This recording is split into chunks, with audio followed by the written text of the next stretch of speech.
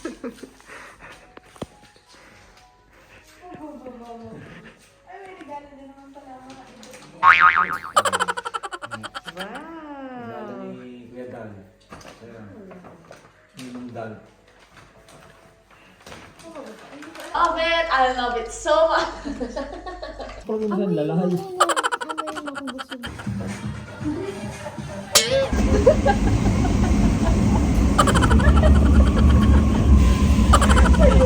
This is our life here in Rome, Italy.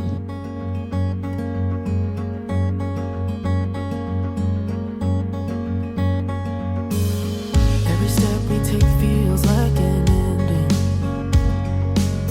Don't know how long we'll be alright. Hi guys! Isa-celebrate natin ang birthday ni Ate Shay and hindi niya alam itong mga surprise gifts namin. Natutulog si Cheska, so kami lang tatlo ang mag-vlog ngayon. This one is from Mama. This is from Cheska. And this is from Pato. Simple gifts lang guys. Actually, may gift na kami sa kanya and nasuot na niya. Yun yung mahirap kay Shay eh. Pag binigay mo in advance, isusuot na niya yan kahit hindi pa ka-orasan. So, I bought something na, ayan, para meron siyang at least bubuksan niya yung birthday niya. Meron din nga palang gift si Ninong Dalp niya sa kanya.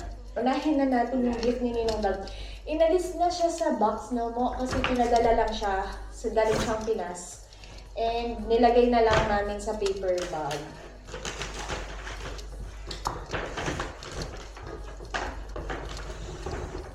Yay! Wow! Hindi ako masyadong marunong sa mga ganitong mga sapatos, pero ang ganda niya guys. Anong shoes to? Kobe. Kobe ano? Kobe 6 Bronson. Kobe 6 Bronson. Thank you. Thank you, Ninong Dolph. Ayan. So, open mo na anak yung kay Papa mo na. Ooh, organizing. Okay. Organizer. Shop. Shop. Ikaw ba bumili na?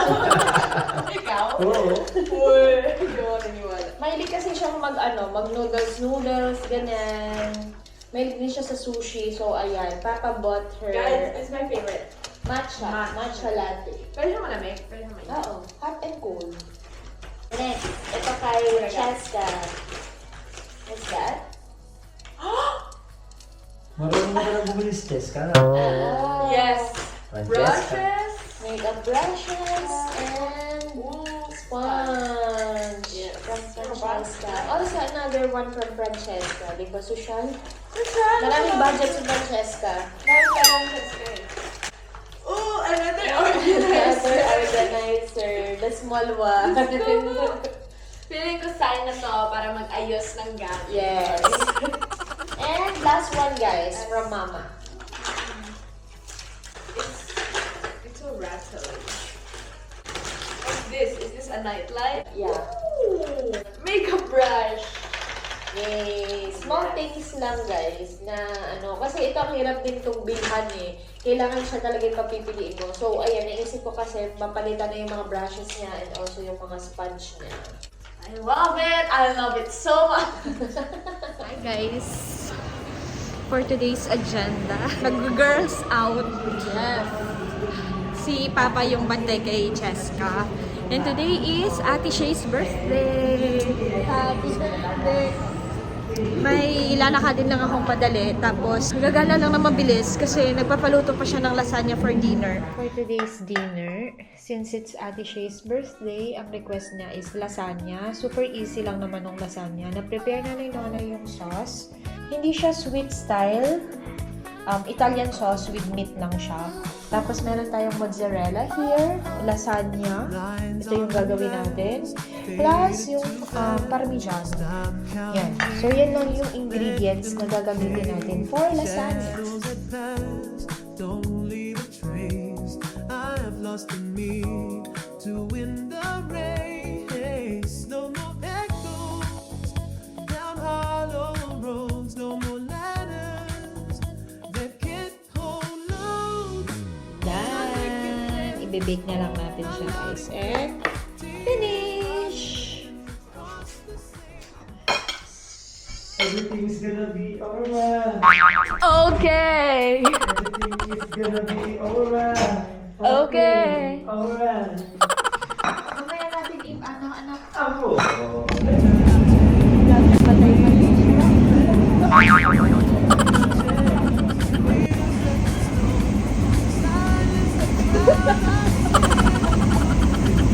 Seriously?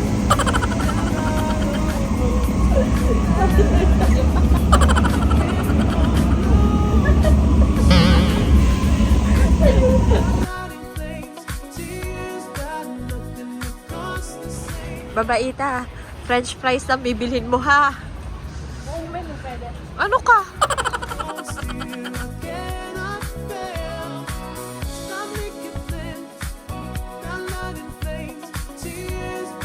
Buong menu. Diyan ka na dumaan. Binili ang buong menu. Kamayabang. Patatini lang yan. Sobrang simple lang ng birthday celebration ni Ate Shay. Kung kailan 14th birthday niya. French fries lang at saka bubble tea. Ganyan ako ka-grateful, guys. Yes, hindi naman kasi basayahan ng celebration or mamahaling gifts ng happiness. 'Di ba? May nanlibre. Hi, madam.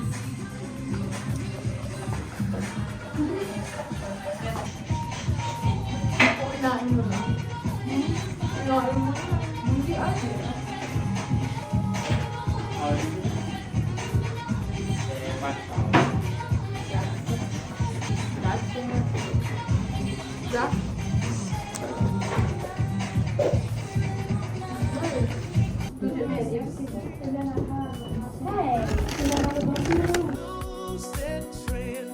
If I don't steer, I cannot bear. No place, no hide.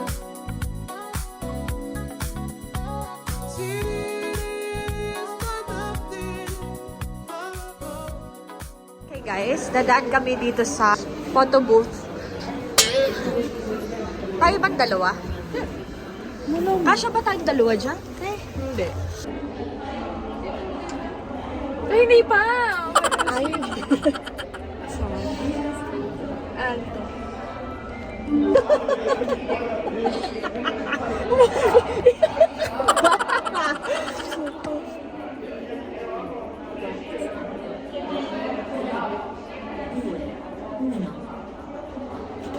Insoma. Cute!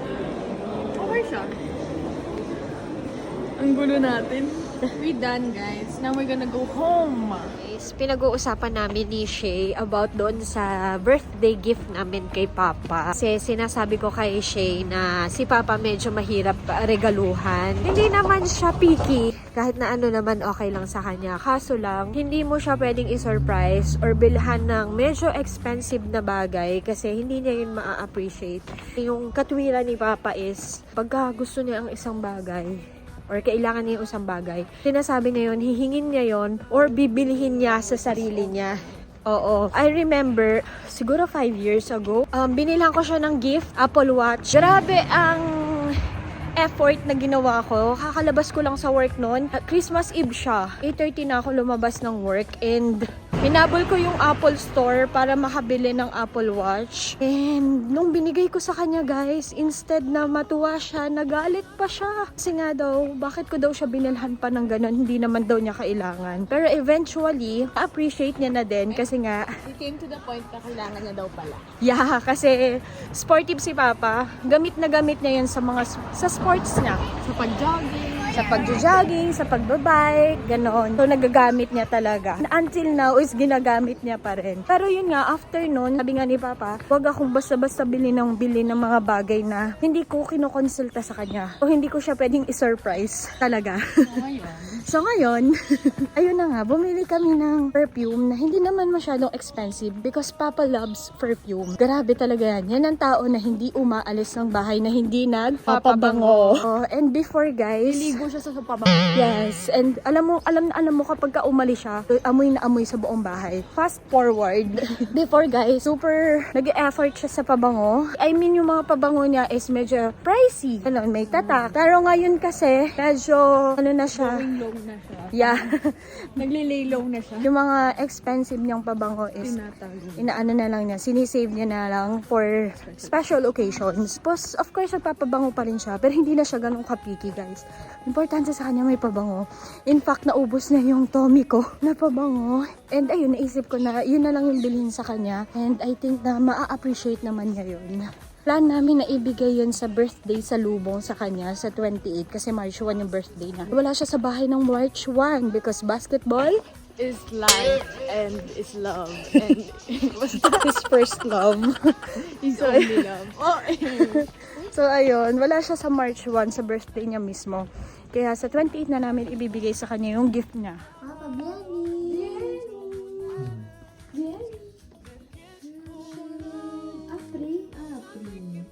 Regalo sa inyo, Cheska, at saka ni Shay. Wala.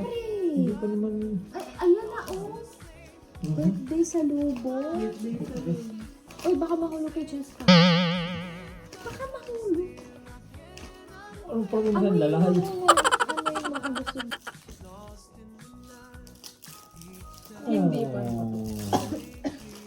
Oh. Sana magustuhan mo yung amoy.